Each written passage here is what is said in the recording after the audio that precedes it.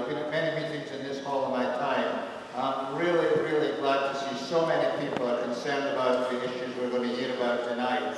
I always remember throwing a flower back at Roy Jenkins, who some of you won't remember, but I remember joining the SVP from the Labour Party and gave him a hard time here. And, you know, I haven't been invited back since. So anyhow, it's very good to be here. Now, I heard something on the radio today, and quite honestly, there's a barrage of stuff on the radio which is anti-working people that comes out continuously. And, you know, I end up shouting at the radio and throwing things at the telly and so on, because there's extreme bias in what's going on. I want you to think about that in terms of local media as well as national media. Because right across the country, everybody's getting battered by it, you know, in terms of, you know, what we should knows best for us and so on, and who to blame. I was also thinking in terms of 1971, when most of you weren't born, but I remember it very well. It was a time when postal workers went out on strike in 1971, and it was quite amazing because they had never been on strike for a long, long time. And they went out for 7 weeks. And you know what they were asking for? 15%. Gosh, you know, could you ask for 15% today if you were not, you know, chairman of the FTSE companies and so on? And I think at the end of the day, after 7 weeks and all the problems that they faced, the lack of support from other workers, the leadership of their union not being as strong as it might have been, and all these lessons were learned. But from that strike, which was defeated, which Edward Heath won, in fact, came the miners and came other groups of people after that. And the 70s after that were just one issue after the other. A government got knocked out by a strike, the miners' strike and so on. And it just went on and on and on. And there was a sort of attitude that went right through the people of this country, from Scotland right down to the south of England. People felt they weren't going to take any more of it and stood up. And the government knew they had to do something. So Margaret Thatcher was born, and then she started in on the unions, and you know what's happened since. And it's time to start again, you know, to learn those lessons, that from a small beginning, big things can happen, where working people can stand and fight together to make the changes that are necessary.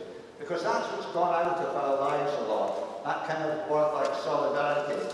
I nearly called something brother and sister today. In the 70s and 80s, everybody was brother and sister. And we were quite proud to call people that because we were all part of the same family, as it were. And I think that kind of spirit is beginning to come back again as I move with meetings across this country, where people are beginning to feel that we're together and we've got to do something about it. There's thousands more people out there who don't know what to do about it, not just in this country, but in Greece and other countries as well. I was over in Greece recently.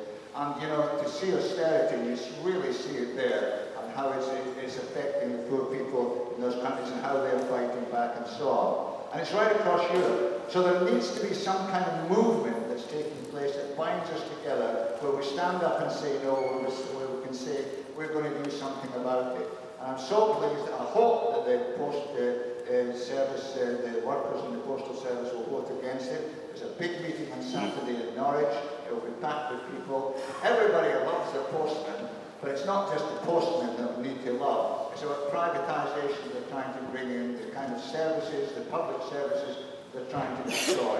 It's time for all of us to stand up now and be counted to prevent that happening. They've been getting away with too much. I don't want to say too much about the coalition. All I want to say is there's an awful lot of people in the coalition, in parties which at one time were extremely principled, vote against Iraq, all the rest of it, ID cards and so on. And it's amazing to see how they've turned when they get a ministerial card and so on.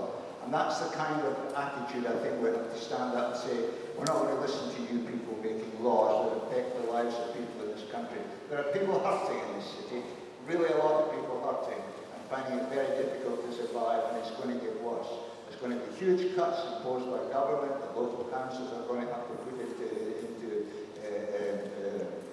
into their equations, and it's going to be really hard. It's time to fight up against it. Maybe tonight something's going to happen. We're going to get together, we're going to form some kind of unity which will make these kind of pressures on us to disappear, and we'll become strong again. I think we want to do it, and I hope tonight when you hear the speakers that they will make some kind of suggestions about local issues if they can, who we might stand up. I'm throwing at you the postman to start with because I really do think, that might be a start which encourages other people to support them, and then they can support other people and so on. So, this is a great meeting that's been happening across the country. There's thousands and thousands of people feel just like us, and they have been attending meetings and want something to happen. And we're looking for that kind of pressure. You can make it happen. You are the people that can make it happen. I'm not going to say nasty things about political parties, that's another time, another place. But I can tell you that you are the people where you stand up and in your communities and in your workplaces, take action and say resistance is the name of the game, we're not going to let it happen. I think that's what we're trying to get going here tonight. Norwich is no different than other parts of the country. There was a time I thought that Glasgow was the only place where there was real militancy. It is not true. People are just as angry down here as they are in Scotland and so on in terms of what's happening. So to hear what's happening, we're going to start with the first speaker who I'm very happy to introduce to you, Francesca Martinez, who speaks for the Assembly nationally. It says here you're a comedian too, but when I saw you on Newsnight one night, you were more than a comedian. You were just better than Kirsty Ward and Paxman and the rest of them put together. So Francesca, please take it away.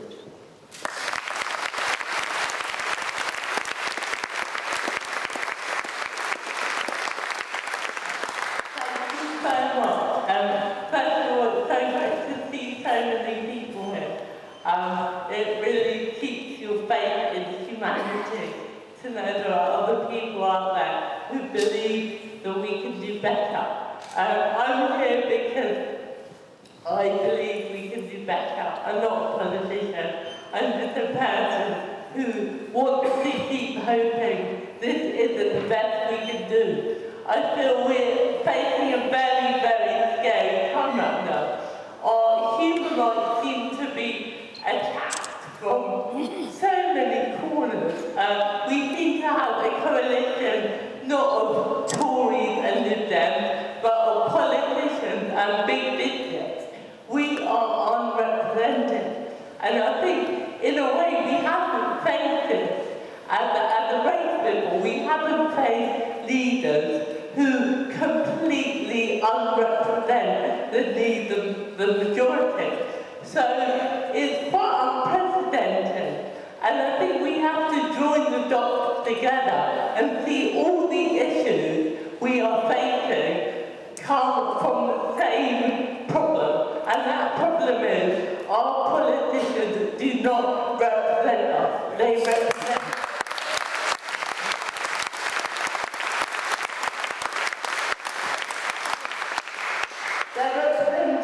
a minority elite, and policies are being introduced purely to serve their interests. As was mentioned just earlier, I think the current policymakers love this recession. It's the best thing that ever happened to them because they can use it as an excuse to implement all the policies that they've been dying to implement for years and years. Basically, the recession has given them the reason that they need to cut. They need to cut public services and wages. You know what? The truth is that there is money in this country, but the truth is our leaders are not making the right choices. They are keeping the money in the hands of few. During the so-called economic boom, they were more than happy to keep the profit. And now they very generously want to share the deficit with us, which is very kind of them. And I think now is the time we have to step up and say no and demand better. Just a few quick figures for you. £120 billion a year is evaded and avoided in tax. That figure alone would absolutely cut the need for austerity. But our leaders don't want to implement, they don't want to touch that portion of society because they are our leaders now. Business and politicians are no longer divided, they are one and the same. So we have to fight and demand that they take the money back from elsewhere. As I mentioned before, the top 100, the top 1,000 wealthiest people in Britain, I think last year, they have over 414 billion between them. You know, these figures show us that there is money in the country, okay? But what is happening is the leaders and our politicians want to keep the power and the wealth in the hands of the few. So we are bearing the brunt of the cut. Now, as an illustration of the devastation happening, 30 million Britons are currently living below the poverty line. 1/6 of children are living in poverty. 1/3 of disabled people are living in poverty. This is the 7th richest country in the world. There's absolutely no excuse for these figures.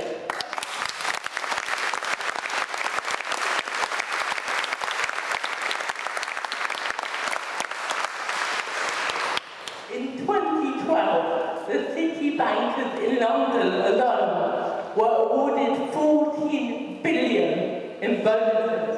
Now, these are the same group that had a huge hand in causing the recession. And rather than punishing them and regulating them, our government still allows them to be rewarded while people are going homeless. I myself have cerebral palsy. I call myself wobbly because it's a lot easier to say. And, you know, disabled people are facing absolute devastation to their lives at the moment. The independent living fund has just been abolished. DLA, disability living allowance, is being scrapped. This is not about money saving. When you look at the figures, they're unbelievable. The amount lost in fraud on DLA a year is £60 million. These are the government's own figures. Now, the reforms are costing £710 to implement, and companies like ASOS are on £1 billion contracts. Now, I'm not a mathematician, guys, but that does not add up.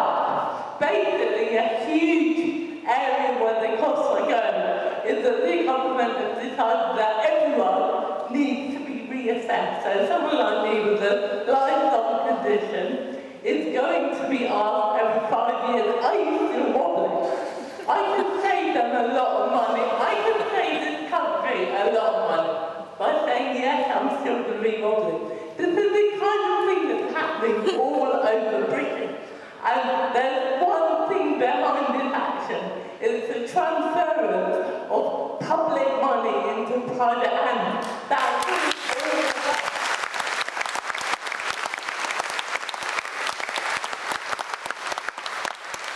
It's not about saving money. It's about increasing the public sector and rising from, immigrants, students, disabled people, workshop people. That's just classic divide and rule, okay? The problem is arising from a system which absolutely maintains inequality. Britain is now one of the most unequal countries in the world. You know, the figures have soared through recent years. And that's because the system we have isn't failing, right? It's succeeding. This is exactly what this system is meant to do. It's meant to maintain inequality, and it's meant to basically make people so disillusioned, so exhausted, so downtrodden that they can't even fight it. So the fact that you're here today is brilliant. It's a great step because, you know what, cynicism just aids the powerful. So I think the first step is believing we can do better. And before I wrap up, I want to say, please sign my WOW petition. It's the war on welfare petition and the fighting the disability task. Please go home and sign it. Also, anyone here, if you could join us on the 29th of September in Manchester. We will be protesting outside the Tory party conference and showing the leader that people in this country will not lie down and take their shit.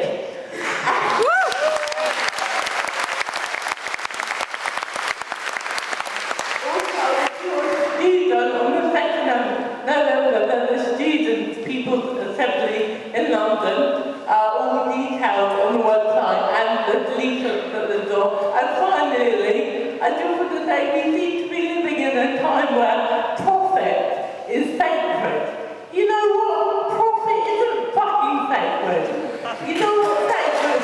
Happiness, humanity, peace and compassion and community. Those are the things that are sacred, and those are the things that make life beautiful, and I for one want to fight for them. Thank you.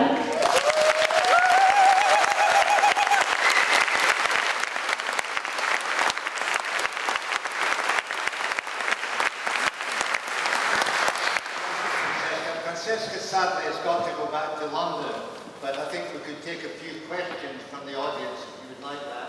There's a roving mic will come, so if you put your hands up, dig in, have some questions, please. It's a real opportunity. Let's over here, yeah, one. Any others?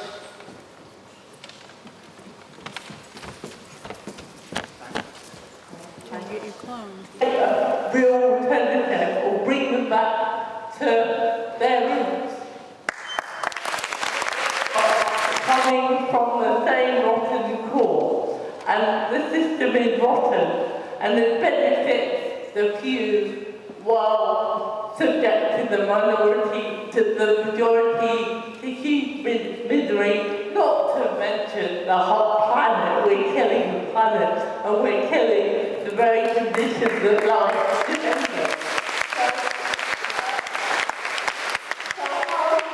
However you look at it, capitalism has to change. And I think, of course, that's the ultimate goal, to create a fairer and a more just system. And this is the start of trying to do that. Obviously, change takes time, but I believe that the one thing in our favour is that I think that more and more people now around the world are seeing the failure of this current system and are realising, you know what, there is an alternative. There's loads of alternatives, and this isn't the best we can do.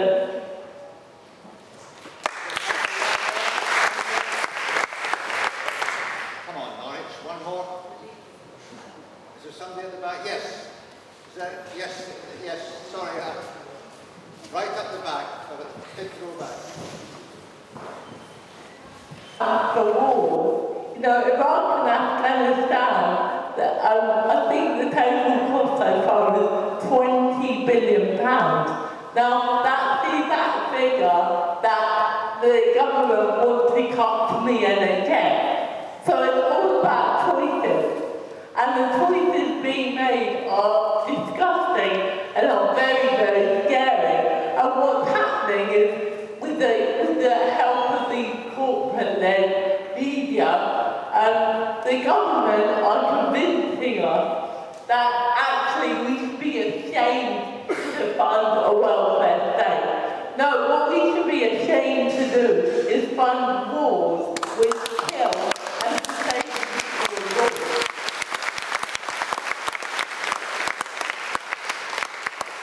So the whole point of this question is, yes, there is money, and yes, we need to build on what's happening with Syria now, and we need to continue to educate people to the wider context. And Syria is just one of the symptoms of the corrupt system, which is, you know, powerful countries thinking other countries exist out there just for exploitation and for their selfish gain. So hopefully the the more and more we can pressurise our government, and the more we can make it clear that we're not happy to engage in these inhumane and disgusting policies, the more chance we'll have of creating not only a better world here in Britain, but a better world globally.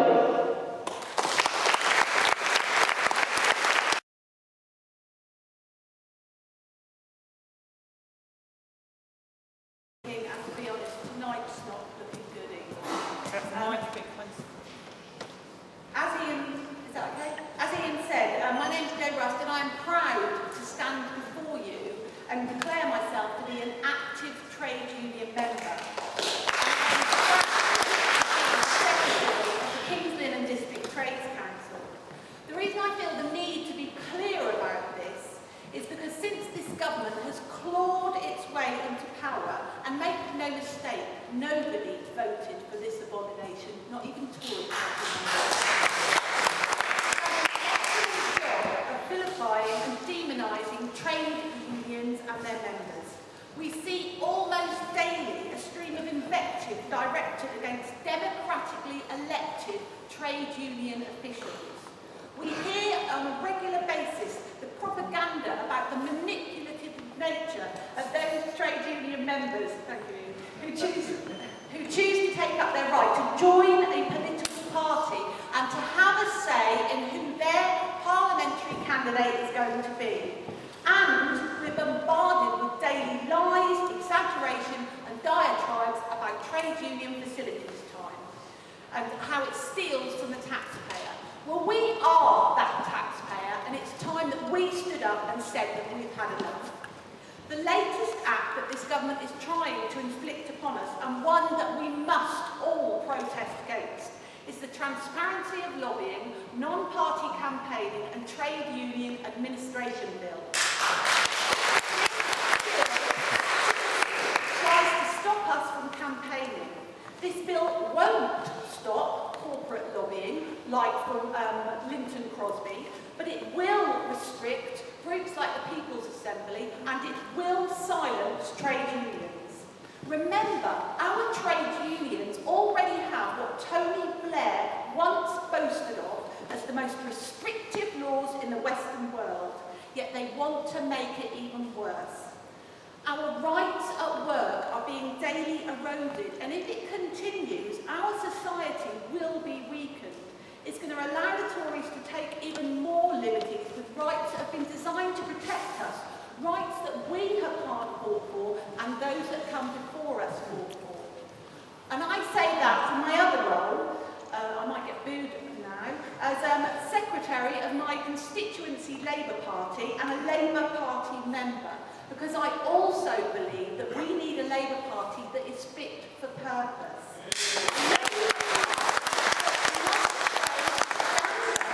For us, for our members, for those people who are underrepresented at the decision-making stage.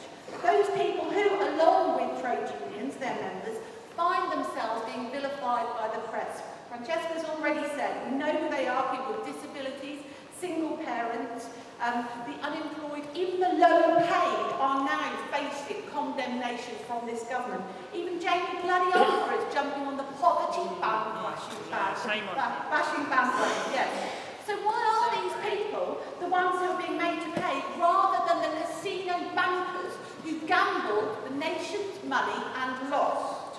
Why, since when did it become okay to say a person with a disability is a scrounger and a drain on society? But this is what has happened, and it's because a daily dose of the Mail, the Express, the Sun and the Telegraph drip feeds poisons into people's minds.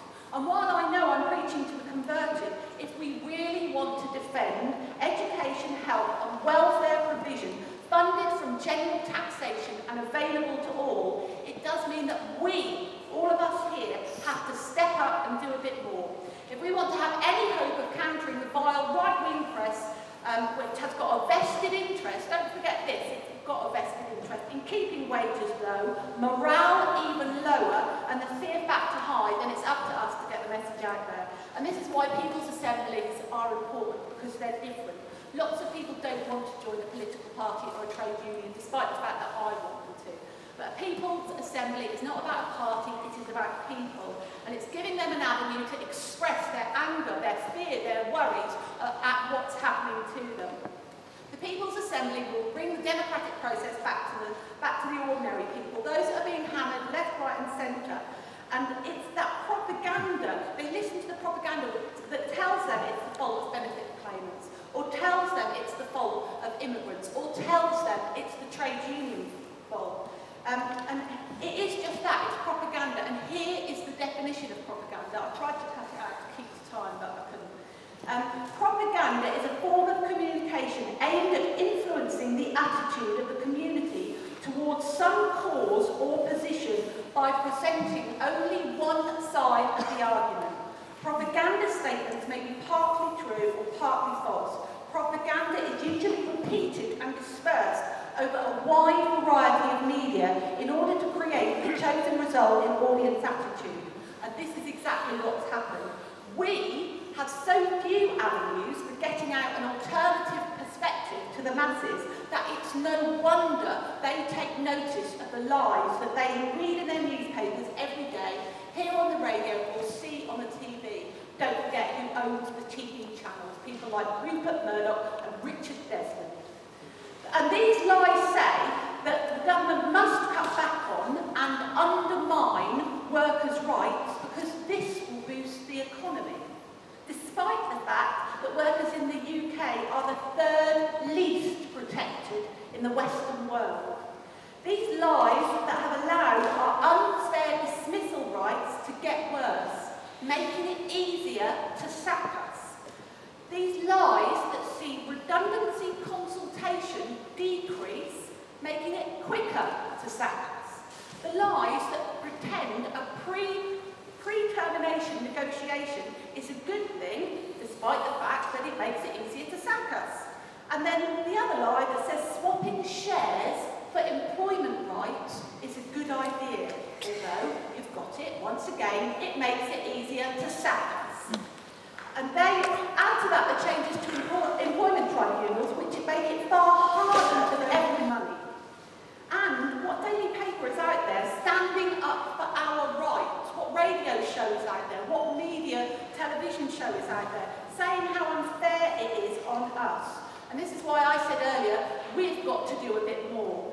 If we want to, we've got to work a little bit harder because we don't accept that the government's austerity programme is necessary. And we do believe that the banks and major corporations should be taxed at a rate which can provide the necessary resources. And if that's what we believe, we need to tell people that that's the case. We've got to reframe the argument. We need to use the letters pages of our local newspapers. We need to call up and participate in debate on local radio. Both Ellen and David were on Radio Norfolk this morning, one after the other, reinforcing what they were saying. It was amazing to listen to. And we need to create newsworthy events that our local television stations can't ignore, that they have to come and film. And when we join together people's assemblies all over the country, we're going to have more ability to do this. We can't be ignored. We can't be swept under the carpet. And that's why I'm proud to stand before you tonight and add People's Assembly activist to that of trade unionist. Thank you.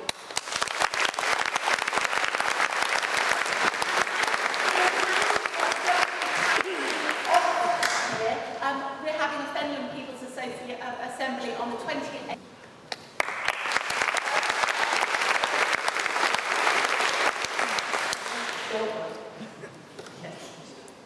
Still short. There we go. Okay.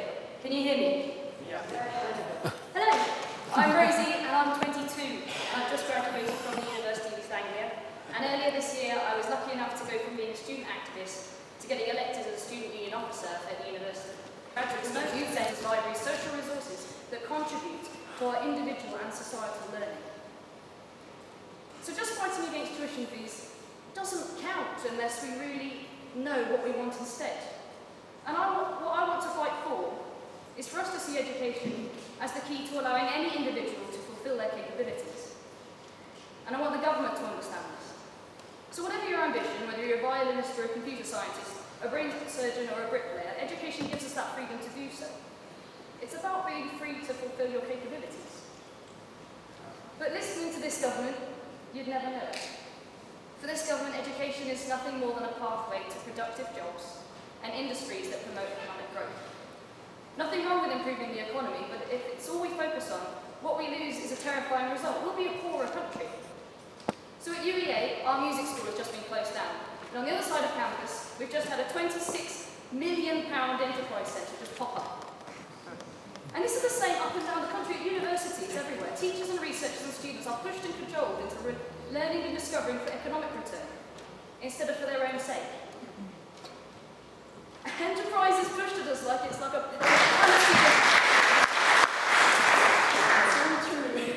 So in the past, students could also take a free module choice. It could be in beginner's Japanese, it could be in TV and culture, poetry, or whatever you want. But now, to keep average grades up, the university is cutting this free option choice to make sure that you learn only within the narrow confines of your course. Free choices are too risky in the great game of league tables and £9 fees. So that's why we're paying triple the amount for less learning and less choice. And as I say, it's not just at university. Adults and community learning has been cut to the bone. If you're over 21 and want to do an apprenticeship these days, you have to take out a loan. And if Go from Pickles have their way, then we'll barely see a library left in our communities. So I'll tell you what I want. I want an education to be a space where we challenge what we think we know. A space where we get to ask questions, to challenge and to discover. A space where we're free to pick apart the economic constructs dividing social classes and redefine education as not only financially free, but where education creates freedom and allows us to fulfill our capabilities. So back in 2010, I was on the student fees protests, and I remember everybody saying that students are young and idealistic, and they have to do this sort of I'm going on a protest thing as if it were a rite of passage. Well, if they're right about being idealistic, if we were hoping for a better world, then we're guilty as charged. But it doesn't just have to be about young protesters. I've been sat in lecture theatres with a 45-year-old ex-accountant, a mother, 20 or so international students, and so many people working part-time just to get through their degree. So if all of them, and all of us, and all of our families and our co-workers, if we all just spent a little bit more time thinking about the world and what we could fight for, instead of just thinking about how we'll fit into it, it might just end up being the world we'd like to see.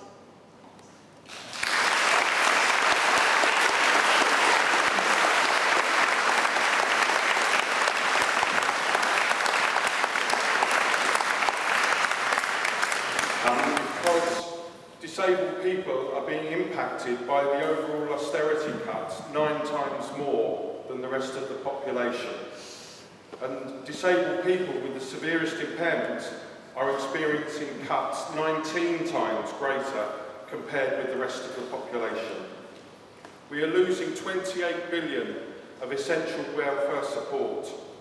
Our local authorities, social care and other social systems are in crisis, while our rights and opportunities to exercise those rights are under threat as never before.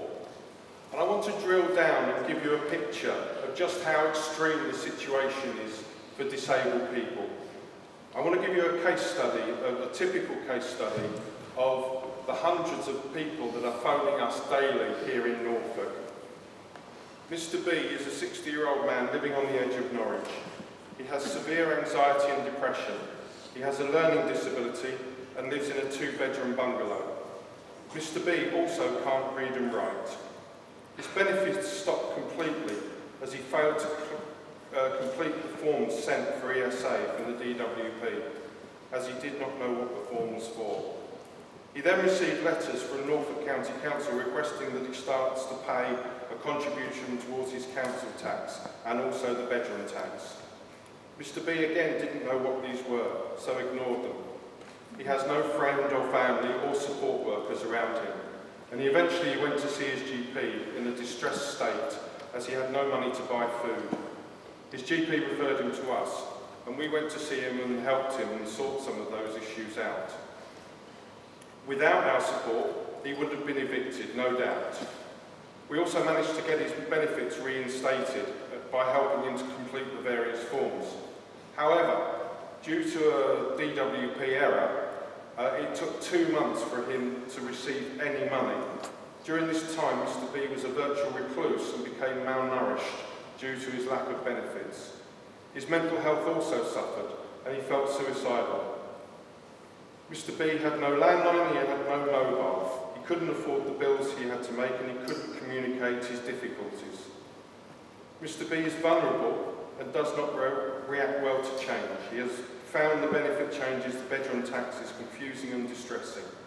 The only constant in his life is his home that he lives in, and a move elsewhere would be out of the question.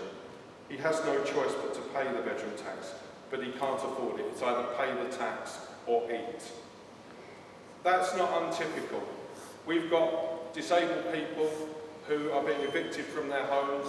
Some disabled people are under such pressure they're just actually abandoning their homes. And we've had people going and living in tents either up on Haysborough Common or down by the river. If you go down there past Gibraltar Gardens, you'll see disabled people and other homeless people living there now. So austerity and this capitalist system we live under and our political masters is failing disabled people and all of the citizens. There are 11 million disabled people in the UK, and we need rights. Unfortunately, those rights are being taken away. We can't survive under this government. It's become a life and death question. As we've seen with the ATOS assessments, the work capability assessments, hundreds of people die having been assessed as fit for work by ATOS.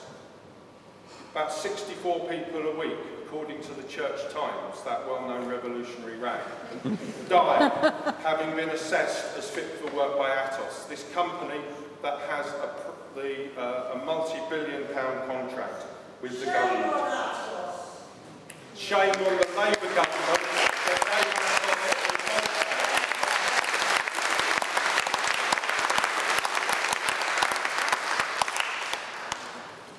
We can't have a system that looks after disabled people and the rest of the population while we have a government of public school lackeys, public school boys and their lackeys.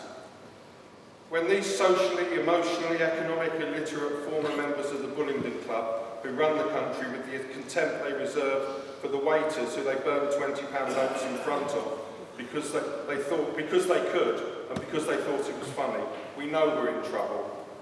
The problem is, we have a leadership in the Labour Party that's been taken over by the middle class who want to be part of that club and are extremely comfortable with the rich being filthy rich and are prepared to go to any lengths to prove their loyalty to neoliberalism and the free market.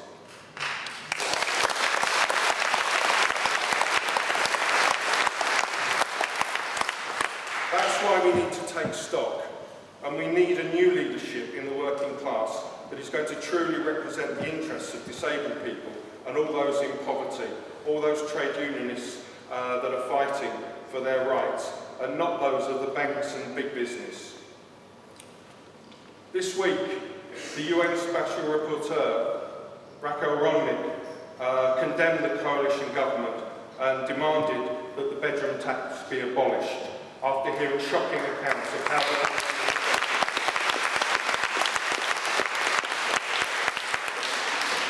She said it was affecting the most vulnerable, the most fragile, the people who are on the fringes of coping with everyday life.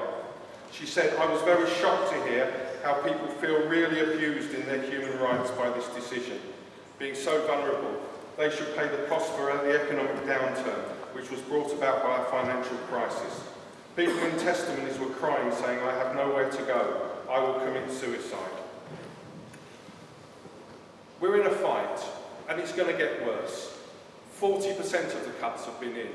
What we know is, in Norfolk, what we've got coming down the line is far worse than we've had already. We've got £190 million worth of cuts being imposed on the county council over the next 3 years, on top of the £140 million that's already been taken out of their budget over the last 2.5 years. Next year, they're predicting £20 million will be taken out of adult social care alone in this county. Chris Edwards, who did a piece of research for us, we've demanded that the government carry out what they're legally required to do, an equality impact assessment on the cumulative effects of the cuts and the austerity measures on disabled people, and they've refused to do it. Chris Edwards did this for us. He's an economist from UEA, and he estimated that the poorest fifth of the £2.7 million households receiving disability benefits will lose 16% of their income over the next 3 years, 4 times as big as the loss of the richest fifth of households. He concluded that the austerity package is an austerity war, leading to the impoverishment of disabled people. Disabled people have made considerable advances over the past half century, but many of these advances are now being reversed. Neither the Lib Dems nor the Conservatives have any mandate for what they're doing. It was not in their manifestos, it was not in the coalition agreement. I rang up to check this out. I rang the Lib Dems and said, can I have a copy of your manifesto? They told me they'd sold out. I said, I know. Can I have a copy of your manifesto?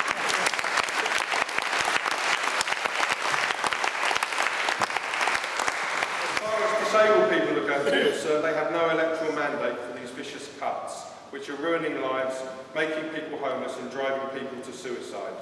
This is an illegitimate government which needs to be stopped by any means necessary.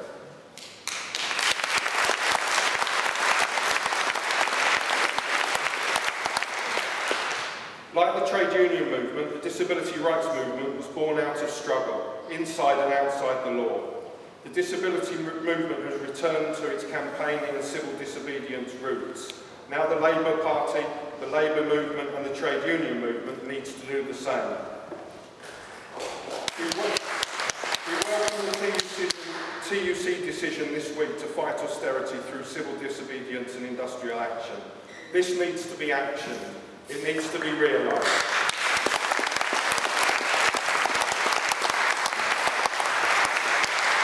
Like the Labour leadership, we don't trust the TUC leadership because they spend all their time trying to reassure anyone who will listen that there will not be a general strike. Disabled people supported by Uncut, UK Uncut, have just had a week of action where we've invaded the BBC, we've demonstrated outside the DWP, the Department of Health, the Department of Transport, and we're fighting for our rights.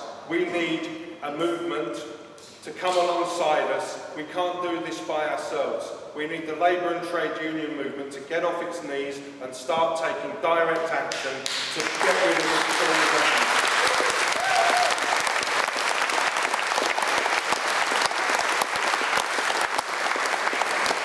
In Norwich, people are being evicted from their homes and they're being moved out of their homes that have had £40,000, £50,000 worth of adaptations. I condemn this Labour administration in the City Council that rejected the Greens' motion not to evict people.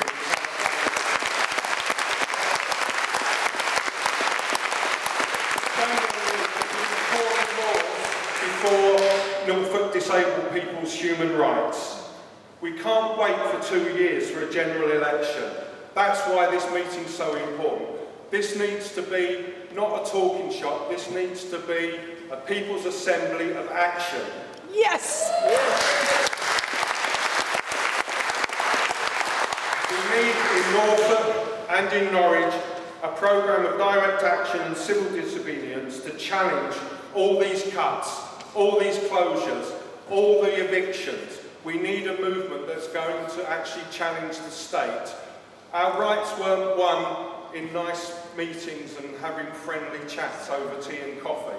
They were won in struggle, and that's where we're going back to. We don't have any choice.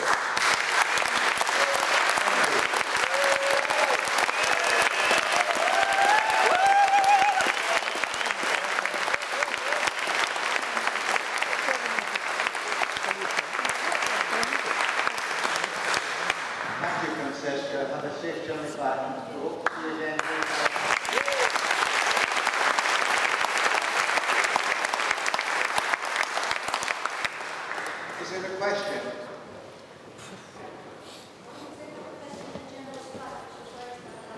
No, we'll have to move on to, you'll have a chance in a minute to talk about that. I promise I'll pick you first, okay? That's a promise. Never trust a politician. Our last speaker is Lee Hall, who is an author of Billy Elliot, of course we all know about, and I'm very glad to have you here, Lee. He's a National Assembly speaker as well. Lee, thank you very much for coming.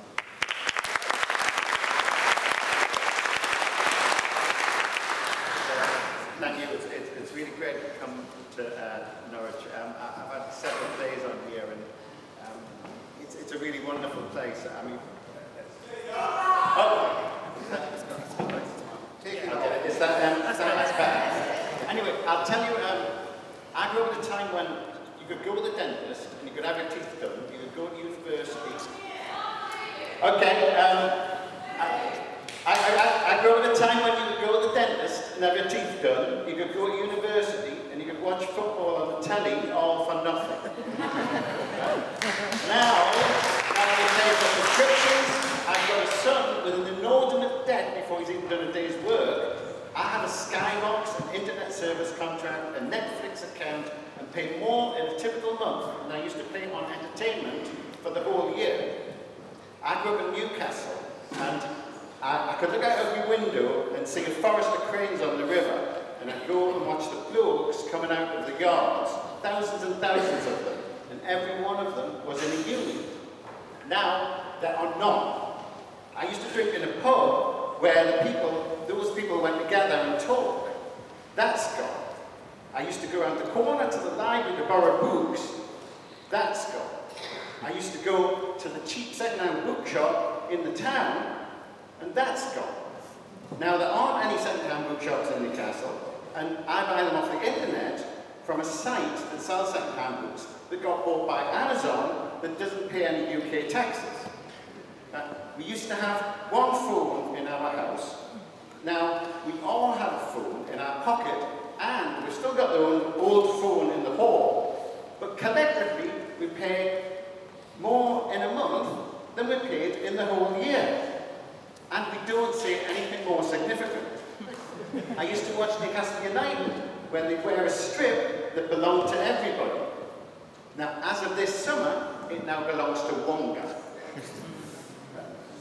I could go on, but you get the picture, right? The basic point is we've been sold a lie. The market did not make things cheaper. Life got more expensive. In the meantime, we did not suddenly earn more. We just got further and further into debt. This did not happen to everybody, of course. The people who deal in the debt, bankers, and the people who profit from us getting into debt, Apple and Google and Amazon, add your own name, all got much richer. And at least in the dark days of Victorian England, the industrialists who ripped off the working class put up a museum or financed the public park to mitigate their exploitation. But I don't think Amazon and Google funding libraries. They are too busy making sure everything is funneled through a tax-free loophole in Southwark. What was held in common has been taken away and privatised. The phone system, the railways, the airways. What's even more ridiculous is that it's a really minuscule amount of money, like a few thousand a year, and yet there's 10 of us volunteers who actually do the art therapy for nothing. So it's really spoiling the ship for a heavy tar, because we can't even volunteer now. You know, how daft is that? But it's really, we're really angry, and the service users and clients are just like really dismayed. But you know, we don't really feel like just going away and hiding up or being like invisible. Like the sufferers of all this are just becoming invisible, and it just disappears. That it's just as though they're completely unimportant anymore. Well, the thing is that the art that we do is really in your face. It's very vivid, it's very vibrant, and we want to really put it out to everybody there. We're not going to put up with this because it's the council's fault, and they will certainly know that we're angry. And that's all I can say really. You just got to be as militant as you can. Take the two together at the back. Two together at the back. We get practically organised out of this. And I want to first of all say that the first thing actually, is getting to Manchester at the end of this month on the 29th. I think that the demonstration is incredibly important. Look, let's be clear, none of us are naive enough to believe we're going to swan up to Manchester, stand outside the Tory party conference, and think the Tories are going to say, oh right, provide, yeah, okay, being the core of organising in Norfolk. And that means people coming. It means more than just what the meetings we've been having so far. It means us having regular meetings on a regular basis, and it means you guys coming to them and making them different and making them your own. And that's why I would appeal to people to take seriously the statement we're going to discuss later, but then also get involved, come to our meetings, and make the People's Assembly as real as it could possibly be.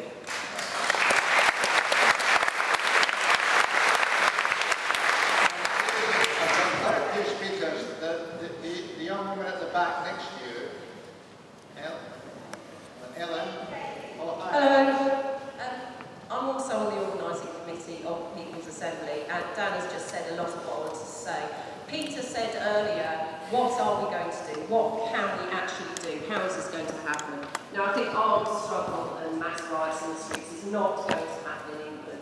So it is down to us to get together and get as many people involved as possible. Many, many battles before we start to win them. But it is about people keeping involved, getting involved in campaigns, and just not giving up. That's all. Thank you. To live in this fine city where I was born, a few of you have come across me recently in the Stop the War Coalition. Now, several speakers have emphasised the need to be positive. Well, you wouldn't know it if you relied on the mass media, and you certainly wouldn't hear anything positive about it from any of our leading politicians. But there are countries in this world, governments in this world, which now are actually taking major industries into public ownership, and which are using the proceeds of those industries for development in the interest of their populations, of their working people, which are setting up for the first time public free health services, free public education all the way up to university, and which are defying the power of international capital. These are countries in Latin America, Venezuela, Bolivia, Ecuador, of course Cuba, which has long had these things.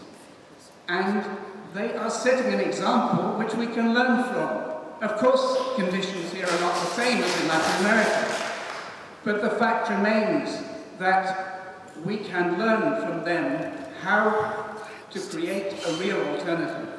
And this is, above all, the way they have done this is precisely by relying on popular organisation from the bottom up, popular unity, but also decisive leadership.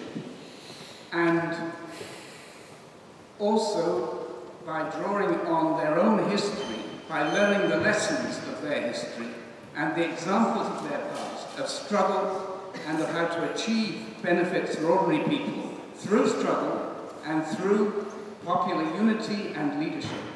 And these are examples which we should learn from, which surely can inspire us.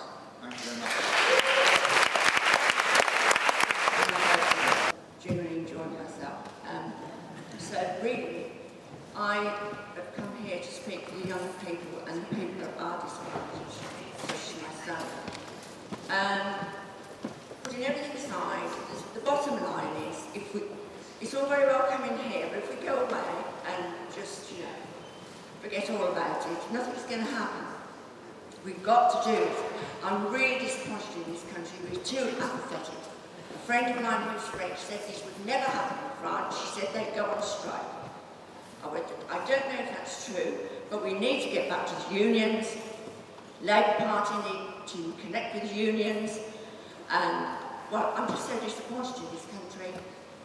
But we've all got to get together, and it's no good saying this tonight and then tomorrow going back to doing what we were doing before. We've got to tell people, march, and write to your MP. I'm a thorn in the side of Clem Smith. I'm always writing to her. If more people write, one person writing's no good. You all need to write to your MPs and to say, we're not having it, we're not happy. They're just like a load of shysters, and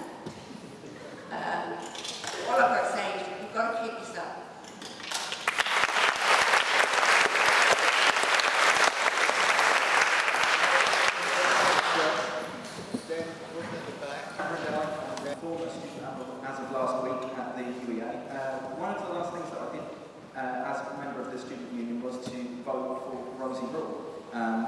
actually. And I have to say, it's a strange sensation to be proud of somebody that I voted for. I wish it could happen more often. But I'd like to draw on something that she did say, which I think is important to relate into the debate that was going on about calling for a general strike, which is that we need to be focusing on, really realising what the alternative that we want to be fighting for is. I think what we have to recognise at the moment is, whilst the working class is still here, whilst it's as big as it's ever been, the organised working class is not what it once was. How do we go about rectifying that? We need to set out a genuine alternative that we can appeal to ordinary people with.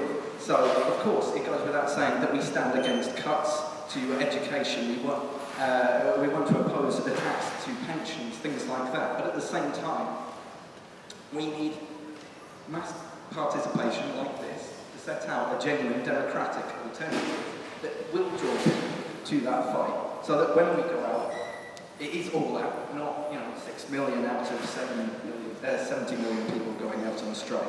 United behind the People's Assembly, with all our creativity and collective will, we can demand, universal education, a better funded, publicly owned NHS, and not just state-owned, but democratically run things like the Royal Mail, taken properly into public ownership. But we can only appeal to people with demands like that after a long democratic process like this. I'm proud to be here today because this is the first step on that long road. Okay, thank you very much.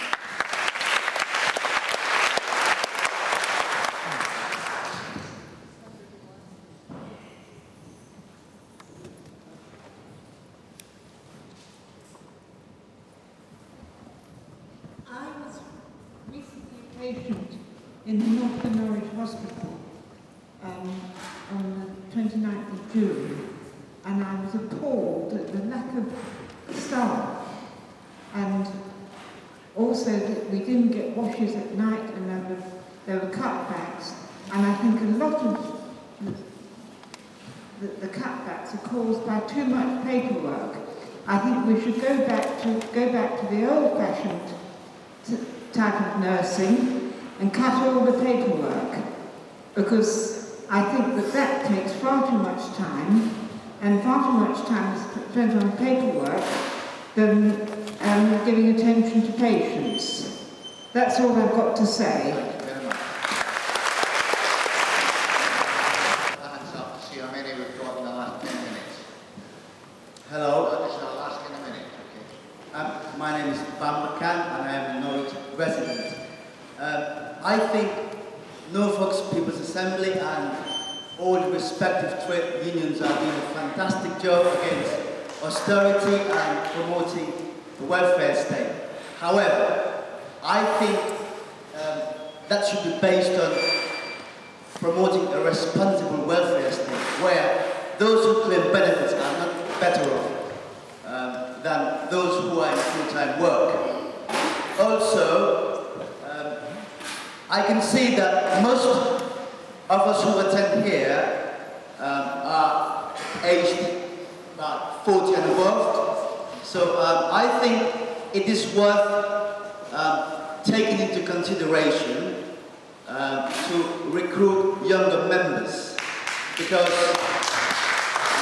the power of unionism lies in collective bargaining, and young members will definitely make a big difference to the union's activities in the UK.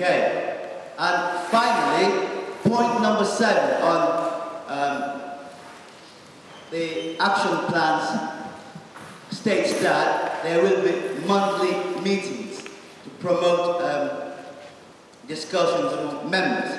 However, I'd like to recommend that be changed to fortnightly meetings if what's been said here is to be taken very seriously.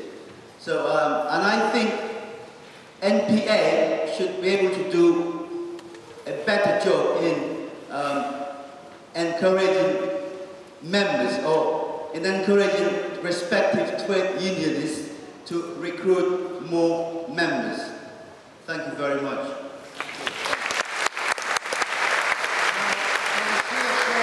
You want to speak, please? Right. It's just about, if you're very, very brief, So we'll start with you, then the gentleman there, I'll come across, right? Yes, quickly, please.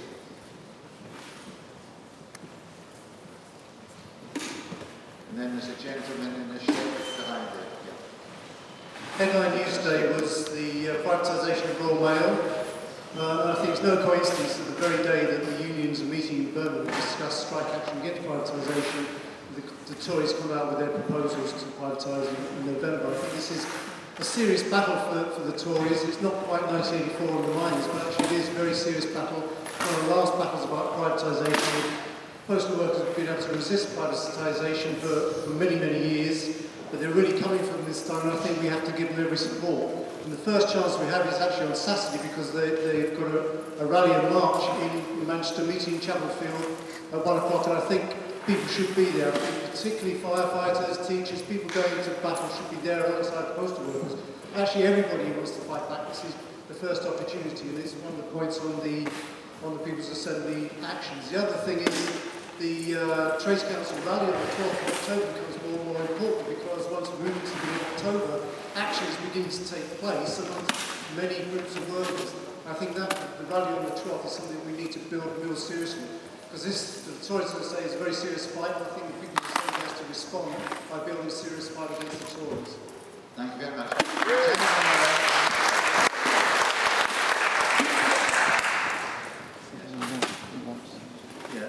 I work for Norfolk and Suffolk Foundation Trust. It's the organisation responsible for mental health care in Norfolk and Suffolk. We are going through a decimation of mental health care services. Community mental health teams are being cut by a third. Hospital beds are closing down rapidly. Unfortunately, there's no one focus. If, say, Helsing Hospital was being closed, we could mount a campaign around that, but the beds of Helsing Hospital are being closed. All week we've been trying, the team I work for, we deal with the people who are suicidal as a result of benefit cuts. We've been trying to admit people all week to hospital. There are no beds in East Anglia or even the east of England. The Trust is forced to go to private hospitals in London and beg them to admit our patients. Of course, they cherry pick. If the patients are too high risk, they don't want them. So there are people out there who need admitting and are not getting it. We've got a union meeting tomorrow to discuss the issue. I would welcome any suggestions. The latest announcement was that the 10 older patient beds are closing at Carlton Court Hospital. The cuts are terrible, and they're having a terrible effect on patients and a terrible effect on the morale of workers. I've come straight from work tonight. The stress levels are enormous. And it's happening in front of our eyes. It's happening in front of Norman Lamb's eyes. He's such a hypocrite. He represents individuals who are in trouble, but at a higher level he's making the decisions that are causing this problem.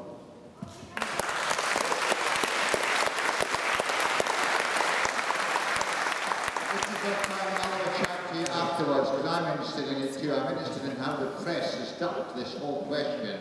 They've attacked the Ambulance Trust, but they've ducked the question of mental health completely, and I think I know why. And it's something to do with Norfolk Mafia, people who run the services, and how they influence the press in this place, but that's another story. I'll talk to you afterwards. Over this side. Peter first, yes. And then the other hands, please, up. Yes, and then at the back, yeah. I'll see the two at the back, yeah. Okay, thank you. I'm Peter Rofford, Norwich Stop the War Coalition. I just want to say we fully endorse the whole notion of the People's Assembly. We remember well in 2003, 2 million people marched on the streets to stop the war. The war wasn't stopped then, but now Cameron has had to go back to the government to actually then make a decision about Syria. And in fact, we haven't gone into Syria. So that does show that indeed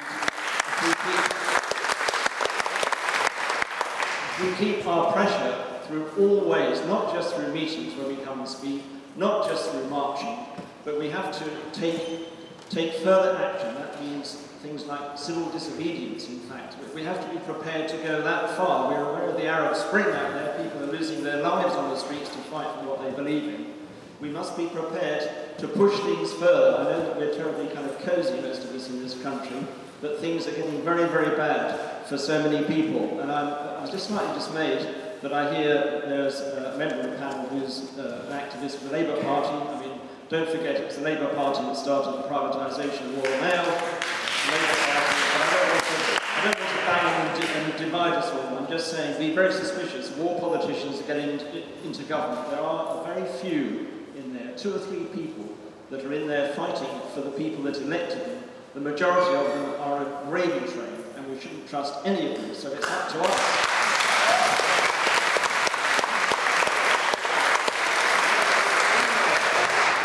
In the front here, please, and then the room behind, and then at the very, very back, you have your hand up for a while, yes, okay? Sorry, please, I'm sorry. I'm a retired teacher and I'm angry about everything that I hope we're all angry about. What I would like to say is that in the early 80s I was in a very big rally in Hyde Park where E.P. Thompson spoke. I had gone from a small village in Norfolk where it's very easy to feel you're bashing your head against a brick wall. Look around you and see our strength here this evening. It is so easy in the onslaught of the media to feel dismayed, demoralised. Take strength from how many of us there are here tonight who feel the same way and spread the word to whoever you can. But just look around you and think, I'm not on my own, I'm not the only person who feels it.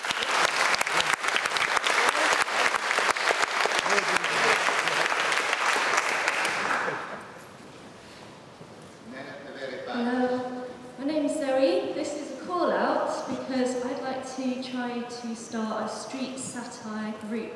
I think leaflets and information and speeches are great, but they only talk to a certain type of person. I think that ideas, it's all about ideas, and I'd like to get ideas to a larger, wider public in a new way. So if anybody who's got, one, the knowledge to give me the facts, because that's not what I'm good at, but also I'd like extroverts or dramatical people, theatrical people, artistic people who are excited about maybe doing something completely cutting edge, completely new, to get information to people in a new way. There's a lot of people who don't respond to leaflets, so talk to me.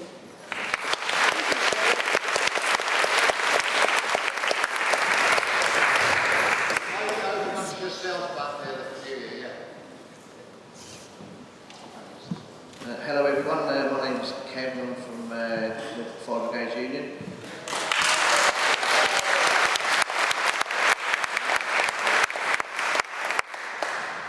On the eve of the general election in 2010, David Cameron visited a fire station in Carlisle and promised to protect the fire and rescue service from any frontline cuts. And as you're all aware, this is a broken promise. The politicians are fully aware of the scale of incidents that firefighters attend. We had the London 7/7 bombings, Buncefield Oil Refinery, major road traffic collision on the M5 in 2011. But if we have a little look closer at home, we had the major incident December 27, 2010, where a bus overturned near Norwich Airport, 17 people taken to hospital. We had the Markham Tower Block fire in Norwich back in September 2011. 95 fires attended that. And the only reason the politicians were aware of these incidents is because they were first in line to praise and commend us. But what do they do after the praise? They cut us. They cut a fire engine from the Norwich area. 20% of Norwich's fire engines were cut. And we are sick and tired of being praised one day and then cut the next. Shame.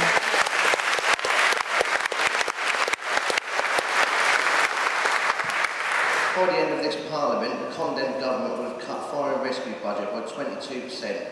That means a loss of 6,000 firefighters, that's 10% of the workforce. A cut is a cut is a cut, whether it be an attack on our vital frontline service, on our pay, on our conditions. And they are all linked and fuelled by the same right-wing agenda to take from ours to protect theirs. Now more than ever, we need to stand united in opposition of the assault on society's most vulnerable, the scapegoat of migrants, the destruction of our public services, and the attacks on our people.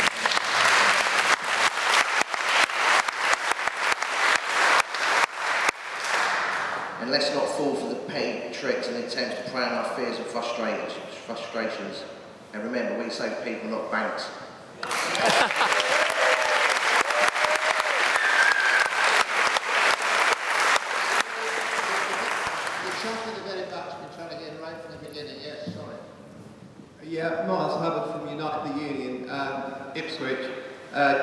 people who didn't do anything wrong in Falkirk, by the way, so remember that. Read about it, it's very important you understand what's going on there.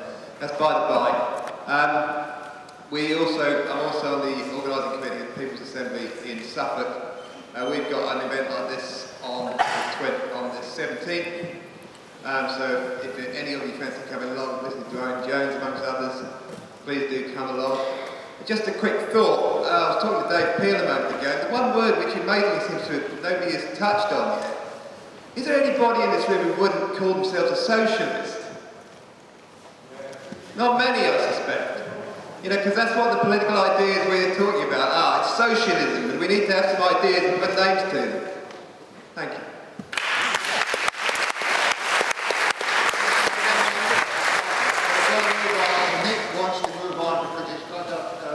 Everybody that's been on the organising team for putting this together tonight. So as everybody, as I said, tonight is only a start. This is only going to have been a good meeting if this is the start. And for people that haven't got to speak, I'm going to talk through the sort of ways that we're going to move forward if people agree to it. So I'll put a bit of paper on your chairs, and hopefully you've had a chance to see it. If you haven't and you want to, there are some copies at the front. And this is a very long document, and it's adapted from the national document, but really all it says in a nutshell are two things. The first thing is that we're not about accepting less cuts more slowly. We are about no cuts at all.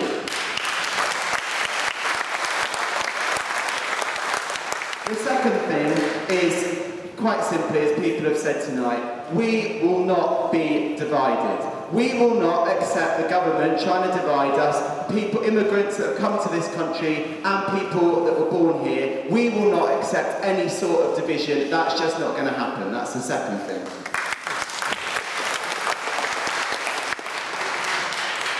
So looking at some of the proposed actions, I agree. I think if the meeting decides, I think we should add point 8, which is call on the TUC to call a general strike.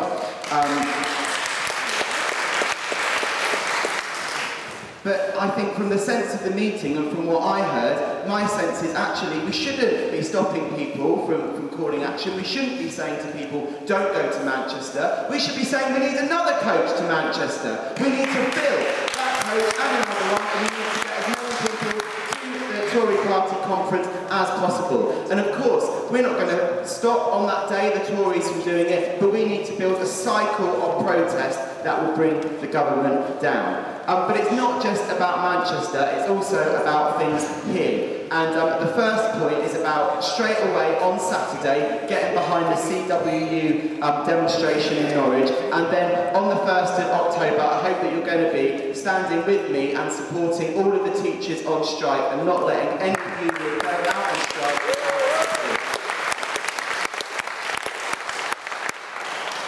And then there's one other date which hasn't been discussed much tonight, but I just want to flag it up, and that's actually on the day of disobedience. Civil disobedience feeds into what Mark was saying earlier on November the 5th, and I think very strongly we should support that and shut the country down, basically. I think that's what we should do.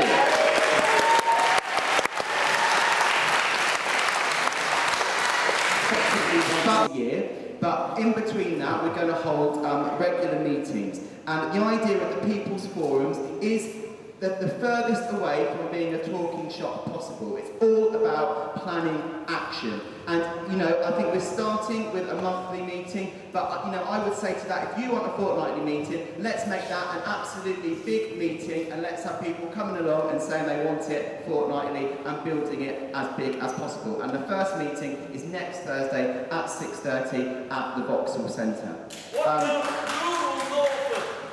Pardon? We're rural Norfolk. You're welcome to come. Yeah, well, and another thing, we're saying here this is the Norfolk People's Assembly, and we want People's Assemblies everywhere. We will send delegates, we'll send people out to meetings, and we'll support any local action. So just tell us there is a Norfolk People's Assembly being planned. I know that there have been lots of good anti-cuts work going out there, so absolutely, definitely. Now, before I move on to asking you if you pass it, just two things. Wanted to thank you on behalf of the organisers. Your contributions raised £260 tonight, so thank you very much for that. And secondly, in terms of the Tory Party conference, can I just have a show of hands if you haven't already booked your ticket? So if you haven't booked it already, you haven't phoned Unison, who would be interested in going who hasn't booked yet, just so we get a sense of coaches and whether we need to put another one on? Another one. Book another one. Another one. Okay, so remember, details on the leaflet, call the Unison office. Okay, so this is our task. As I said right at the beginning, people are angry, people want to fight back, but they need hope, and that's what we need to go forward from. We need to create a cycle of protest that brings the government down. Please put your hand up if you would like to accept the proposed declaration and action plan. All those in favour? Great. All those against? Super. Call that passed. Brilliant, okay. I'd like to thank Ian very much for chairing the meeting.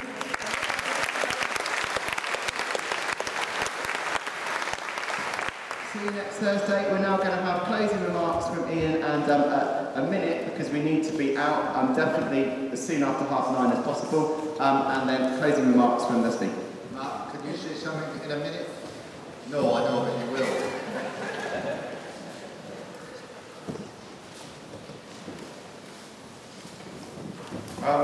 Just very briefly, Disabled People Against the Cuts nationally and the Disabled People's Movement have produced a manifesto for change. There's a whole programme in here about how disabled people can live as equal and active citizens. It's on the Inclusion London website, it will be on the Equal Lives website next week. There's accessible, easy read copies as well, so please have a look at that. And we're going to be planning our next round of actions against ATOS and the work capability assessments, but also against the bedroom tax and the City Council, and we'll publicise that through Norfolk Coalition Against the Cuts and through the People's Assembly. Thank you.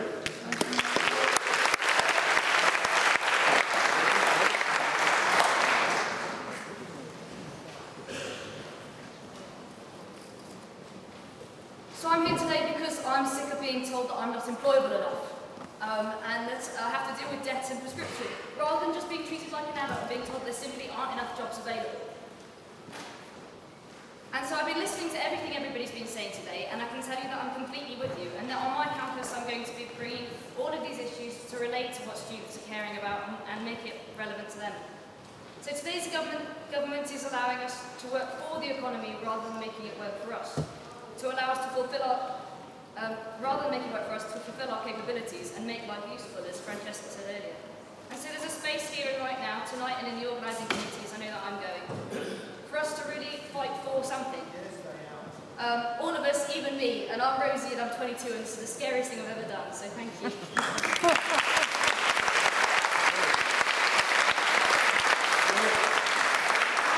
You mentioned what's happening in rural Norfolk, and this is exactly the reason why in King's Lynn we set up the Fenland People's Association, because while Norwich is indeed a fine city, Norfolk encompasses more than just Norwich. And so if anybody would like to join us on the 28th of September at St Nicholas's Chapel at 12 o'clock, we have Owen Jones speaking,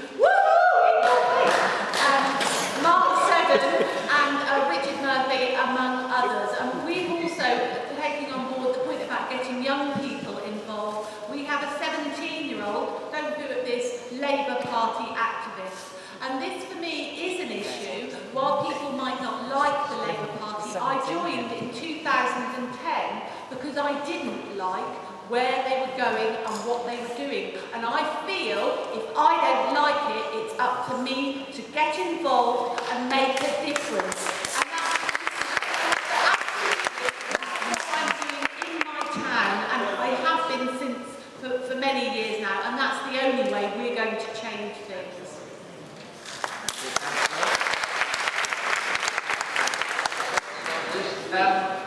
Newcastle fan. Get 10 people. Be responsible for 10 people that you can bring to these things. Right? There is no end of local things that will be presented tonight that you could be involved in. I think 500-600 people here tonight is brilliant, but it's not enough. And I think if each of us are responsible for a little network and make sure next time there's a demonstration, or next time there's a meeting here, to bring those people. And let's this be the seed.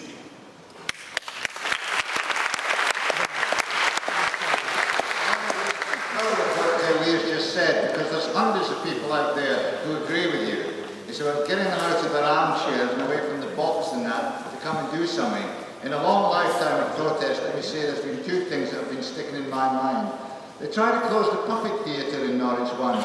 I have never seen a bigger demonstration in Norwich in my life over the puppet theatre. There were kids and everybody. It was amazing, and it was safe. I also have seen things in Lewisham, the Action to Emergency session there where the people fought to keep it open, and there were hundreds of people marching to do it. And I think if you get the issue just right, you will find people who have been sitting in their armchairs, who are actually with you, who agree with you, who would rather throw something at the telly than come on a march, you know. We'll join you as long as you get it right. I also want to say that the EDL, when we chased them out of Norwich, you know, was really great, and the work that was done by Nick and others on that was amazing. The number of people I hadn't seen for years who suddenly turned up to throw those fascists off the streets of Norwich was great. And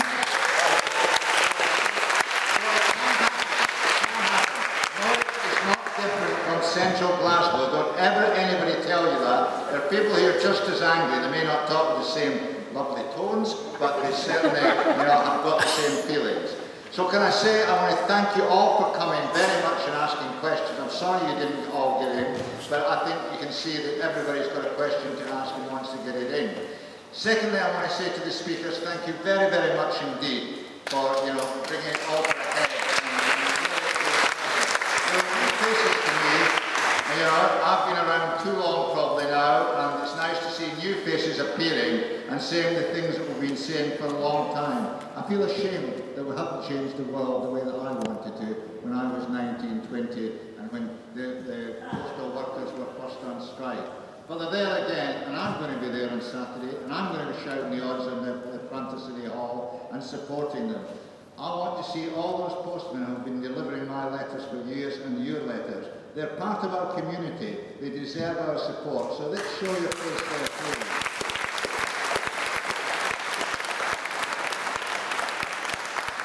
And because everybody uses Saturday for going shopping or going down to Cara Road, there's nothing on at Cara Road worth going to this Saturday. There's no match, no worry. And you can go shopping after you've marched through the streets of Norwich and shouted support for those brave men and women who are prepared to fight for their jobs and fight for us, actually, because they're against privatisation. Privatisation is the greatest evil I have seen in my lifetime. It has destroyed lives and people have lost jobs. It has never, in my experience, given anything that's better than what we've got. There's been years of getting the services going. We can always do better. But privatisation is a simple answer that puts money into the bosses who run the footsie and do investment. If you listen to the talks on the post office today, it's all about investment and shares. Who do you really think is going to make all the money? Do you think they're going to give postmen thousands suddenly? It's trying to seduce them, and I don't think they're going to fall for it. We shouldn't fall for it either. It belongs to the public service. I am so proud that we still have a national health service in this country, but my God, it's a fight to keep it going, because there are people from all political parties and individuals trying to destroy it, but it's still there, free at the point of need, and that's what it's all about. And I want to see the post office maintained like that, and other public services. I don't know if there's any real women here tonight, but I would nationalise that railway. And I remember we tried in the Labour government, but we got there. There were evil men like Peter Mandelson and his friends, all mainly London, who'd centred their lives around London clubs and so on, who took over the Labour Party. Let's hope that maybe, Joe, when you become boss of the Labour Party, which you just might, because Ed Miliband is absolutely useless in my opinion, then maybe we'll see a party that remembers its roots and who it should be defending. And that's what's there. Who defends the people in this city? Where do they turn to now for that kind of support and help? I think tonight we could have started something up. So let's start it off on Saturday by making that gesture towards office workers, and then we can take it on from there. And Mark has been running campaigns down in the little nasty place where ATOS runs in Norwich. A bit of support there might be useful too, Mark. Come and learn how to picket again. Young people, Rosie, don't know what a picket line is. I say you should join a picket line. What's that? You know? There was a time there was a picket line every 10 minutes in Norwich. In fact, it was great. When we fought to keep the shoe factories in Norwich, and we lost at the end of the day, but we fought and we tried, and many Norfolk people occupied those factories. Those days may return again when people say, well, I'd rather go down fighting than not fight at all. And that's what I think we've been saying tonight. Thank you very much.